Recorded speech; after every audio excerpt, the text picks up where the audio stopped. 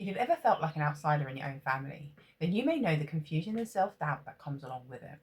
This is Rianne's Unpopular Opinions on Healing, where I find internet stories and expose the emotional patterns that most people avoid. So, we're going to take a closer look at the experience and the emotional patterns that sit behind it. Let's go.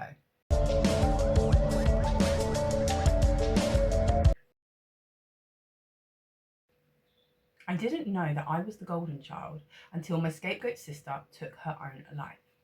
Opie tells us that she grew up with her parents, mum, dad, and her younger sister. She says that although she doesn't think her parents were full-blown narcissists, they certainly did have tendencies. They were very controlling, manipulative, would tear people down behind their backs. And Opie says that throughout her childhood, she would just comply to everything that they asked and ordered from her. She would do it without a complaint. However, her younger sister did not. She was quite rebellious. Opie tells us that her parents would just shower them with gifts, just spoil them all the time. Opie also tells us that they didn't really teach them social skills. They prioritized the idea of snitching on other kids to solve problems. So her and her sister were quite separate from other kids.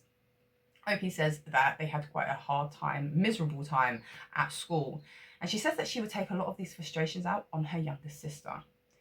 Opie also tells us that she never really had a good relationship with her sister. She saw her as, the naughty one, that she was a bad kid, and they were just never really close. Opie also tells us that, her life seemed to go okay, quite well, as she was growing up. But for her sister, she kind of spiraled down into drugs and unsafe behaviour. Opie now tells us that her sister took her own life 2 years ago. And through her grief process, she was spending time with a therapist because she had known for a very long time that something wasn't quite right. She just knew something wasn't right with her, the way that she responded to the world. And in this time, she said about a week ago, she figured out that actually her sister, was the black sheep and she was the golden child. And she realized how badly she had treated her sister throughout her whole childhood. And she is full of regret and pain that, she loved her sister. However, she didn't show her sister this, and she believes that she passed away without the knowledge that she was loved. And Opie is feeling very, very upset about it. Now, let's slow this down. Opie is looking at her childhood from a completely different light thanks to therapy. She can see that her sister was treated really badly and that she participated in that, albeit unconsciously, because she was guided to perceive her sister in that manner by her parents. However, she is now full of pain and sadness and regrets that she wasn't able to treat her sister better and have a deeper connection with her. Now, we often see this when we are looking at isolation, confusion, and self-doubt. Now, I know that this wasn't OP's experience. However, we are looking at the experience of the black sheep. And these are the things that when we are the one who is the scapegoat, when we are the one who is that outcast or the rebel or the misfit, that is what we are experiencing in this role. Now, we have discussed a number of different angles of the black sheep in previous videos. So we have looked at the roles, we have looked at awareness, the how and the why. So today we're going to be looking at that experience. So if you want to catch up and you want to get any other further details, go check out my previous videos. Because remember, the black sheep is a role, just as the golden child is as well. And the behaviors in which we see are very typical. Yeah, the way that we see parents pushing children into certain directions, we saw that in this story just now. Straight into isolation, because it's something that will resonate with all of us. We've all experienced it at some point to some extent in our lives, whether it was temporary because maybe the first few weeks when you first moved to a new space, when you went to a party or a wedding that you didn't know anybody and you could feel that space and those walls going up, or it could have been more intense and long term through financial hardship, over reliance on social media, so you're not going out so much, through health. Maybe you had to stay home for a while because you were not very well. Mental health, so you're self-isolating. So we can all kind of connect with how that feels. But then when we look at the isolation of the experience of being the black sheep, it hits even deeper because it genuinely is the loss of your tribe. And that causes a lingering core wound because you're not having those connections with those people. You can see everyone else having those connections and you're not included in that. Our families are supposed to be the people that guide us, that teach us, that we learn everything about the world from, you know, your mum, your dad, your aunts, your uncles, your people. And that's painful. When we look at OP, she had been led to push her sister away. So they never got that sibling relationship. She can look back now and go, I should have done that. That was my sister and I loved her. But as a child, she was guided to not do that, to have a problem with her sister.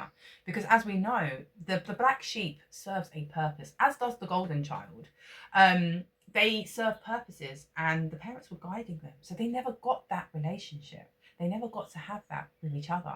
It's almost like the black sheep is an island and the family is the water. You know, you're surrounded by other people, but you're flowing completely different. You're just not the same, which means that you don't have anyone to relate with. You don't have anyone to confide in these problems and the way in which you're treated differently, and you're different. Now, being different isn't negative. It doesn't mean there's anything wrong with you. The black sheep, as we know, is the truth teller, is the cycle breaker, is the one who stands up and questions and, you know, holds that mirror up to those dysfunctional adults. But it's that difference that can make it even more isolating, because it makes you feel like you're cut from a different cloth. So who do you have to talk to? Particularly when you're a kid, like, and I know as adults, or maybe even when we get to be teens, maybe you can make friends and you start making your own tribe. It can be very difficult to actually get to that process and to that point of being able to express and even understand it yourself, then to be able to communicate it to other people.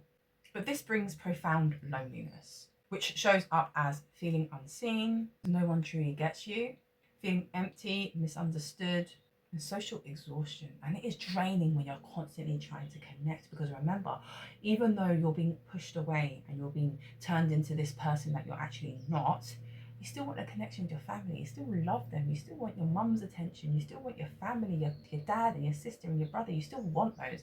And that is very tiring, because it's a struggle, isn't it? It's going to be a battle. Now, what we also see is confusion. And there is that big question of, why me? OP's sister would have thought, why do I get treated like that? Why not my sister? Because there would only been two of them in there. So what's the difference in us? There would have been those disproportionate responses. Always your fault. Why? Why is it always my fault? And even though we can look at it now and go, well, because, you know, you're a truth teller, as a child, you don't really see that. And no one's actually saying that to you, are they? So it's very mind trippy. The expected family narrative is disruptive, forcing you to question your own reality, your sanity, and your identity. Now, you know, the persona of the misfit, the outcast, the troublemaker is put onto you. You know, this constant criticism, the constant blame, you're the troublemaker, you're the issue. That is going to push away all those qualities of who you actually are. Yeah. And it's going to make you question, hang on a minute, is this who I actually am? Because no light has been put onto who you are, so you're going to be confused, and it's a complete cycle within itself. And the confusion runs deep. Look, you would have had mum, dad, and OP, and then sister. And she's like, why me? Why am I separate? Why am I different? And constantly being in this state creates a need for validation. You know, it's a painful space to be in, to constantly desire for your family to love you, to accept you, to understand you. And it's such a messed up example of this dysfunctional family, because it's like you're constantly needing to prove who you are, who you know you are, but you're fighting against the persona that your family have given to you. So it's like they already know that those are not necessarily the qualities of you, or they're just pulling out the things that they decide are what they're going to give their attention to. So you're constantly in this battle of proving that's not me. And they're like, yes, you are. Now, remember, underneath all of this, you're not getting the love and attention that you deserve, that you're entitled to as a child in the family, that, you know, that you need to grow up to develop into a well-balanced person. You're not getting any of that. OP's sister would have been feeling wronged and invisible within her own family. They keep saying to her, this is who you are, but it's not, right? And she would end up feeling, as many of us would, that we're living in a different reality from our family. It's deeply troubling, and it can change your brain chemistry. It makes me think of like the film Sliding Doors, if you've seen it, the film with Gwyneth Paltrow from the early 2000s. And it's like there's two different choices that she can make. So her life changes in two different ways, and you just see two different paths, you know, when I can't remember what exactly it is. Haven't seen it in years, but it might be like, you know, in one of the realities, she fell down these stairs, and another one she didn't. So it shows these two different stories, and it's almost like If you hadn't have had that persona put onto you, what kind of life would you have had? And I know it's a bit of a rhetorical question because we don't know, and it will all be kind of like theoretically. But theoretically, if we were actually seen for who we were, didn't have to battle. Imagine OP's sister didn't have to battle to show who she actually was. Would she have been so rebellious? Would she have been then gone down the path that she did? It's a big question, right? Who would we have been? Who would you have been? Had we have had the love, the guidance, didn't have that constant criticism, didn't have that constant battle with your family. Now that will lead us directly into self-doubt, because I know a lot of us have grown up with it, and it's something that a lot of us will be experiencing now. Because you have been marginalized, it makes you feel like an outsider, right? And it causes you to question your own choices, values, and perceptions. Now remember, the perceptions is directly linked to our internal map of the world, which is that unique model of reality that our brain makes, which is based on our experiences. So if we are always being told that we're the problem, we're oversensitive, that we're dramatic, untrustworthy, we're not in the loop about anything that's going on within our own families, how are we going to develop that judgment and that trust in our own judgment when we're constantly guided with the idea that we are wrong, that we are doing something wrong, that everything about us is wrong and not a part of the family? We're not the same.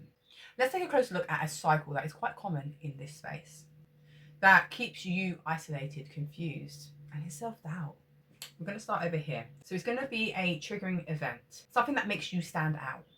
And then your family's not happy with you, so they are going to project.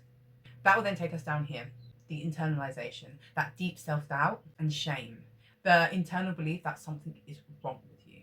That then goes up to here, is isolation. The of being excluded creates profound isolation and makes the black sheep withdraw proactively. Yeah, so you're not even being yourself anymore at this point. Up to here, the trigger response. Now, the trigger response is anger, rage, or rebellion. We saw that directly with OP's sister, right? That desperation for belonging can create people pleasing, will eventually turn into a point where they stop. You just don't want to do it anymore, and you end up rebelling. And when you do, the family sees it as a further wrongdoing. And there we go. There's that cycle. There's that space that we get stuck into. Because the black sheep is going to keep going on and on, isn't it? It's not going to be just one thing that happened in your childhood, that happened in your life. You're going to constantly going round and round, and they're going to constantly find something to be the problem, to go, we were right. Look at the way you're responding. Look at what you're doing now. I can see why someone would behave like that. Working so hard to, constantly want love, affection, acceptance. Not only is it emotionally draining, it will take you to a point where, if it's always going to be rejected, if it's always going to be a problem, then rebelling against that dysfunction is understandable. OP's sister, she turned to drugs for escape from that reality, that her family turned their backs on them. And I think even more so that it was quite a small family. Those other 3 people turning their backs on her must have been extremely painful. Now remember, you don't actually have people physically turning away from you for them to turn their backs on you, okay? That can be that emotional, that lack of support, that lack of understanding, that constant rejection, that constant prodding and projection. But it's not too late to have a connection with yourself. You can always start again. Today can always be the first day of anything that you want it to be. So this will bring us to a point of reflection. Now, I've got 2 spaces that I would like you to be in for a little. 1, go down into the description box and you will see reflective practices for loneliness and self-doubt. Go and spend a little bit of time there and see how it resonates. See how it makes you feel. I've also put some links to some meditations for you to explore on your own. Just put your hand in a pot, see where it leads you. And then I have got 3 questions for you to explore, to sit with, and see where it leads. 1, would reaching out to other people make me feel less lonely? Or do I need to sit with this feeling? 2, how is negative self-talk actually serving me? 3, how can I be a nurturing parent to myself in this moment? Now, healing isn't about being perfect. It's about the awareness of what drives it. So if what we were talking about today resonated, sit with it gently. And if you feel so inclined, hit that like and subscribe button so you can be a part of the community, and hit the notifications too so you will know when the next video comes out. So until then, I hear you, I see you, and I feel you. Bottoms up.